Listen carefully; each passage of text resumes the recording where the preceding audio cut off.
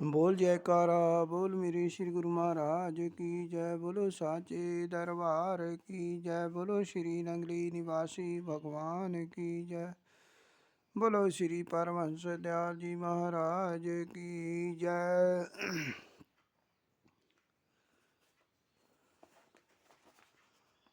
सार बचन अमृत। कलयुग के कुटिल और कामी जीवों के उद्धार के लिए आदि पुरुष पार ब्रह्म सच्चिदानंद स्वरूप इष्ट देव भगवान फ्रंटियर सरहद के एक छोटे से कस्बे टेरी जिला कोहाट में नारायण नर रूप में प्रकट हुए। स्वामी बसंत ऋतु थी। माता राधा जी के सोए भाग जगे। माता पिता प्रभु दयाल जी धन्य हुए और वासुदेव कुल पुनीत पावन बन गया। यह चमड़े की जुबान भला उनके गुण अनुवाद कैसे गाए। गुरु की महिमा है अमित कही न सके श्रुति शेष। जिनकी कृपा कटाक्ष थे रंकहु होत नरेश। संत की महिमा बेअंत है फिर जो स्वयं त्रिलोकीनाथ हो। त्रिगुणातीत हो भव भय हारी भक्त वत्सल और संकट मोचन हो। जिसकी दृष्टि में सृष्टि हो उसकी स्तुति गायन करना सूर्य को दीपक दिखाने के सदृश है। गुरु कृपा से ही साधु बना जाता है। मुझे एक बात याद आई। मैं एक घर बैठा था। एक माई आई। उसकी गोद में पुत्र था। वह बिल्कुल निर्बल और कृश था मानो उसे सूखने की बीमारी थी। कुछ और माइयां भी वहां बैठी थी। वह कहने लगी नी बहना तेरा पुत्र ते निरा साधु है। मैं सोचने लगा बेड़ा गर्क ते ठंडी सड़क जो बिल्कुल बताऊं बैंगन की तरह सड़या भुजा होवे ओनू वे साधु कहंदे ने। मगर वे लोग नहीं समझते कि संत दर्शन भाव से करना है। शंका करने वाले ने शंका कर दिया। भगवान राम के प्रति शंका हो गई। श्री रामचरित मानस में उनका श्री मुख बाक था। सन्मुख होए जीव मोहे जवाही जन्म कोटि अद नासही तब ही। तो रावण कुंभकर्ण और खरदूषण आदि अनेक राक्षस प्रभु के सन्मुख हुए तो प्रभु आपने उनके अद्य पाप नाश क्यों नहीं किए। तो भगवान बोले मेरे सन्मुख होना चाहिए मेरे शरीर के सन्मुख नहीं।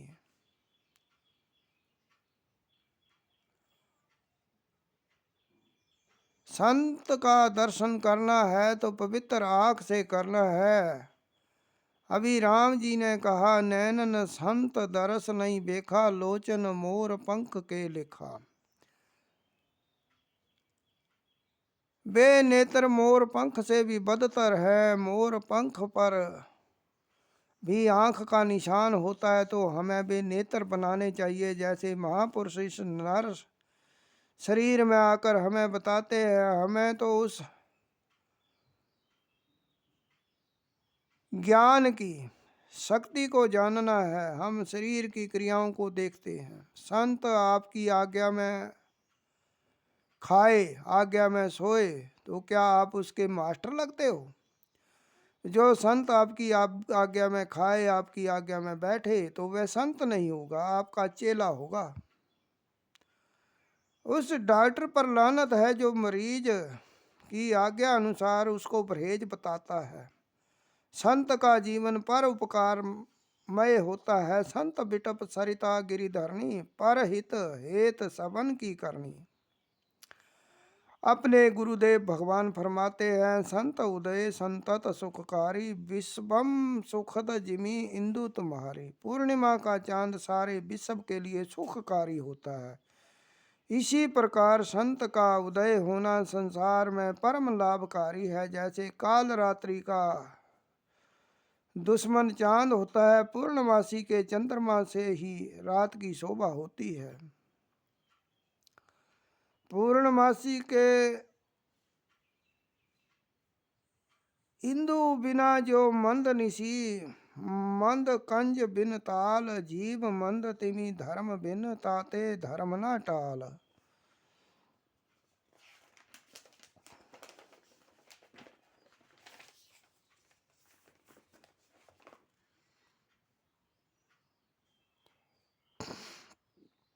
जैसे रात को की शोभा चांद से है, उसी तरह हमारे जीवन की शोभा संत से है। श्री गुरु महाराज जी बोले, भाई चांद बुरा किसे लगता है? तो फरमाया, चोरों को बुरा लगता है। चोर और चांद की आपस में दुश्मनी तो नहीं, लेकिन चोर की नीयत बुरी होती है। वे भी सज्जन आ जाते हैं जो कहते हैं, भला देखें कि संत कैसे हैं। अब अगर उनके मन में कोई भावना होगी तो उसे संत बुरा लगेगा, यह गलती है। अपनी भावना को पूर्णतः शुद्ध करके संत को देखेंगे तो संत मिले हर ही मिले। मेरे मन प्रतीत सहजो सूरज धूप, ज्यों जल पाले की रीत। जैसे सूर्य और धूप बिलग नहीं होते, और जल और पाला अर्थात बर्फ भी एक दूसरे से अलग नहीं, एक ही बात है, पर अंतर बहुत है। मैं कभी कभी कह दिया करता हूँ कि मेरे सिर पर एक पाव बर्फ मार दो, क्या हाल होगा?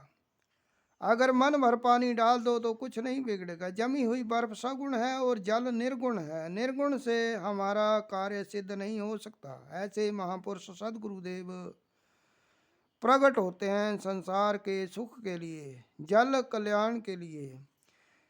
एक पाठशाला से में कुछ बच्चे पढ़ते थे, उनमें से एक चोरी करने वाला भी था। वह गड़बड़ी भी कर जाता था, पर पता न चलता था। सब लोग आ गए। एक दिन टीचर ने उस बच्चे को चोरी करते देख लिया और पकड़ लिया। फिर सारी लिस्ट तैयार की जिसमें सारी चोरियां दर्ज की, यह भी किया वह भी किया इत्यादि। नीचे लिख दिया कि यह मैंने सब किया। बच्चे से हस्ताक्षर करवा लिए। अब बच्चा अपने कर्मों को रोने लगा। उसे कोई तत्ववेता महापुरुष गुरुजन मिल गए। उनकी कर्म की नजर हो गई। जैसे कहा भी है, रोजे में शहर हर के रहा, दर दस्त गिरद नामरा, मानी जहाजिर मेष बन तस्वीरें जाना बर बगल। सो या बच्चा अपना अमाल नामा कर्मों का हिसाब लिए जा रहा था। उसने वह अमाल नामा उस महापुरुष को दिखा दिया। लो जी, मैं अपने कर्मों को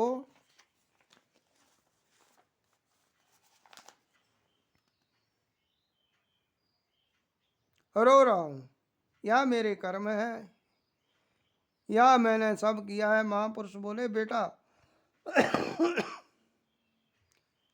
एक वचन दे दो तो यह झगड़ा सब खत्म हो जाएगा।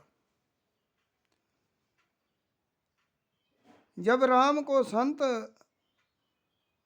चरण पूजन करने की जरूरत थी तो हम किस गिनती में हैं? पर उपकार वचन मन काया, साधु सहज स्वभाव खगराया। जो उपकारी है वही संत है। जो भेष में है उसे संत मत मानो। भेष को संत नहीं माना जाता,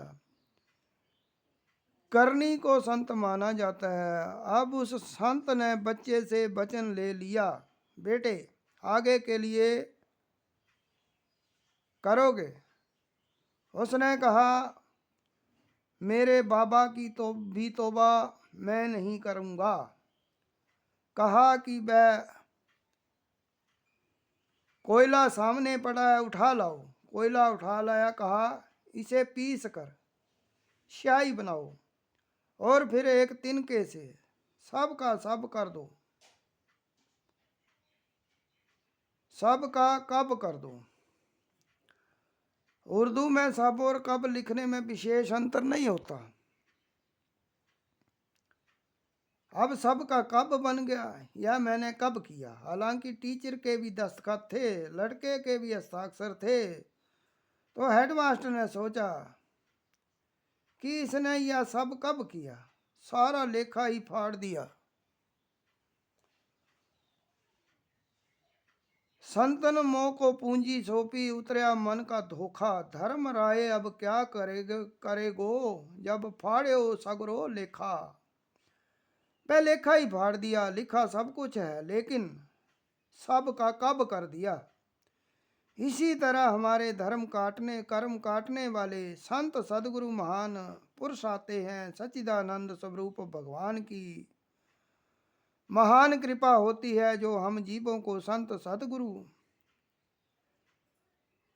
के दर्शन की शुभ घड़ी प्राप्त होती है। हमारे दुष्कर्मों के भगाने वाले हमें निर्भय शुद्ध सुमार्ग दिखाने वाले संत सदगुरु समय समय पर पधारते हैं। हम बड़ भागी हैं जिन्हें परिपूर्ण जगतारण दाता दीन दयाल की चरण शरण प्राप्त है और हम उनके कहलाते हैं। सर्व संगत को पूर्ण धनी संत सदगुरु श्री नंगली निवासी भगवान के अवतार की बहुत बहुत बधाई। लाख लाख मुबारकबाद। बोल जयकारा बोल मेरे श्री गुरु महाराज की जय। बोलो साचे दरबार की जय। बोलो श्री नंगली निवासी भगवान की जय। बोलो श्री परमहंस दयाल जी महाराज की जय।